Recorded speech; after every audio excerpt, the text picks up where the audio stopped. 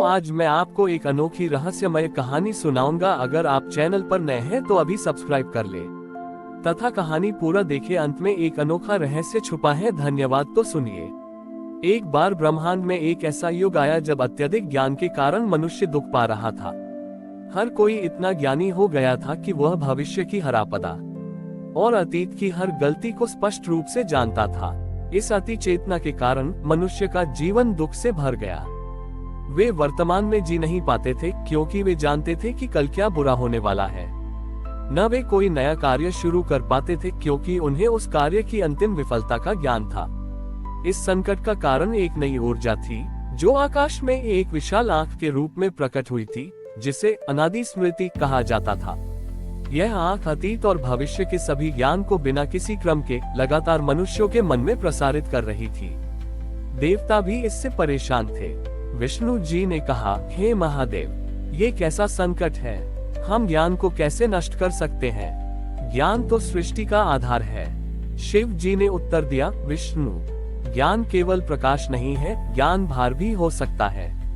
मनुष्य को जीने के लिए ज्ञान से भी बड़ी एक शक्ति की आवश्यकता होती है, विस्मरण। शिव जी ने तब एक सबसे साधारण साधक का रूप लिया। उनके पास न कोई शक्ति थी, न कोई डमरू या त्रिशूल। उनके हाथ में केवल एक अत्यंत पुरानी टूटी हुई बांसुरी थी। वह साधक वेश में धरती पर आए और उस जगह पहुंचे जहां अनादि स्मृति की आंख सबसे अधिक तीव्र थी। साधक शिव ने उस टूटी हुई बांसुरी को अपने होठों से लगाया और एक अत्यंत मधुर धुन बजाना शुरू किया। ये धुन सामान्य नहीं थी। यह न तो खुशी की थी, न ही दुख की। ये धुन थी वर्तमान की स्वीकृति की। जैसे ही धुन फैली, अनादि स्मृति की आंख ने क्रोध से चमकना शुरू किया। वह आंख इस धुन को दबाने के लिए अतीत और भविष्य की भयंकरतम स्मृतियां प्रसारित करने लगी। उसने लोगों के मन में उनके सबसे बड़े दुख और सबसे निश्चित विनाश की तस्वीरें डालनी शुरू की। लेकिन बांसुरी की धुन शांत, स्थिर और अडिग थी। शिव की बांसुरी की धुन में ये शक्ति थी कि वह अतीत के बोझ को और भविष्य की चिंता को केवल वर्तमान के क्षण तक खींच लाती थी। जब कोई व्यक्ति बांसुरी की धुन सुनता था तो उसे अचानक महसूस होता था, हाँ, कल मैं मर सकता हूँ, हाँ, अतीत में मैंने गलती की थी, लेकिन अभी इस क्षण में ये धुन है और मैं सांस ले रहा हूँ। बांसुरी की धुन ने लोगों को क्षण भर के लिए विस्मृत कर दिया कि उन्हें कल क्या करना है और अतीत में उन्होंने क्या किया था। यह विस्मरण अज्ञान नहीं था, ये वर्तमान के प्रति पूर्ण समर्पण था। अनादि स्मृति की आंख ने अंततः हार मान ली। उसका सारा ज्ञान अर्थहीन हो गया क्योंकि कोई भी जीव उस ज्ञान को कल के लिए बचाने को तैयार नहीं था। वे केवल वर्तमान की धुन में खोए हुए थे। वह आंख धीरे धीरे सिकुड़ गई। उसके भीतर का ज्ञान नष्ट नहीं हुआ, बल्कि वह संतुलित हो गया। वह केवल तभी प्रकट होता जब कोई जीव वास्तव में उस ज्ञान को मांगने के लिए तैयार होता। शिव ने बांसुरी बजाना बंद कर दिया और उस टूटी हुई बांसुरी को वहीं छोड़ दिया। उन्होंने देवताओं से कहा, ब्रह्मांड का सबसे बड़ा रहस्य यह नहीं है कि हम क्या जानते हैं, बल्कि यह है कि हम क्या भूल सकते हैं। विस्मरण ही मनुष्य को हर दिन एक नई शुरुआत का वरदान देता है। इसी वरदान से वे भविष्य का निर्माण करते हैं। और इस प्रकार भगवान शिव ने सृष्टि में विस्मरण का वरदान स्थापित किया, जिसने अति ज्ञान के भार को हल्का किया और मनुष्य को वर्तमान में जीने की शक्ति दी। शिव द्वारा स्थापित विस्मरण का वरदान ने पृथ्वी पर वर्तमान में जीने की एक नई लहर ला दी। मनुष्य अब अतीत के पश्चाताप और भविष्य की चिंता से मुक्त था। हर दिन एक नई सुबह के समान होता था जहां वे पूरी ऊर्जा के साथ कार्य करते थे। लेकिन जैसा कि अक्सर होता है, अति स्वतंत्रता ने एक नई समस्या को जन्म दिया। जब लोग पूरी तरह से विस्मरण में जीने लगे तो उन्होंने दीर्घकालिक दृष्टि खो दी।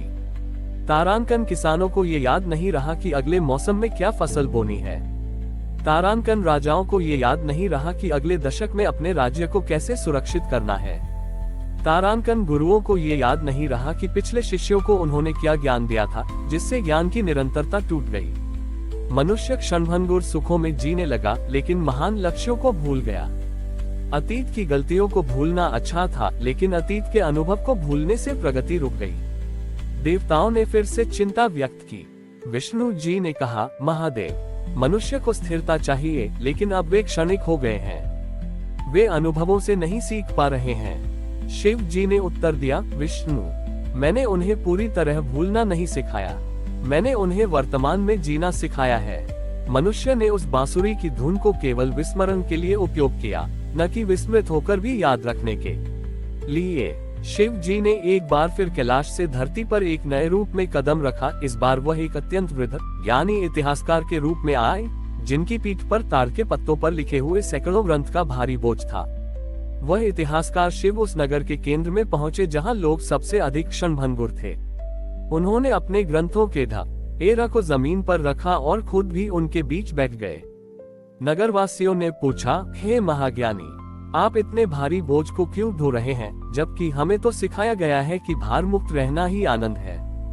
इतिहासकार शिव ने मुस्कुराते हुए कहा, पुत्रों, मैं कोई बोझ नहीं ढो रहा हूँ, मैं तो अनुभवों का सार ढो रहा हूँ। तुम लोग गलतियों को भूल गए हो, यह अच्छा है, लेकिन तुम गलतियों से मिले सबक को भी भूल गए हो, और सबक के बिना तुम हर दिन वही गलती दोहराओगे।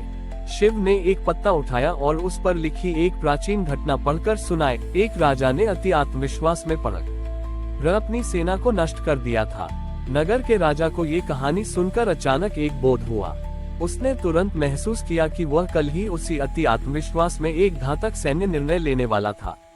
शिव ने समझाया, अनुभवों को याद रखने का अर्थ दुख को धारण करना नहीं है, इसका अर्थ है बीते हुए समय के ज्ञान को वर्तमान की शक्ति व ना तुम्हें अपनी चेतना को अतीत और भविष्य की ओर नहीं खींचना है, बल्कि अतीत के अनुभवों को वर्तमान की जमीन पर एक मजबूत नींव के रूप में रखना है।